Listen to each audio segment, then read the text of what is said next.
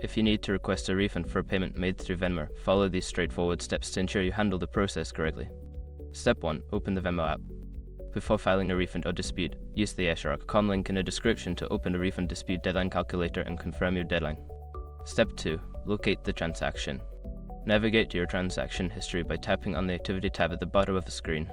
Find the payment you want to request a refund for. Step 3. Select the payment. Tap on the specific payment transaction to open its details. Here, you will see options related to that payment. Step 4. Request a refund. Look for the option to request a refund or charge request. Tap on it and follow the prompts to send a request to the recipient for the refund. Step 5. Communicate with the recipient. If necessary, reach out to the recipient directly to discuss the refund request.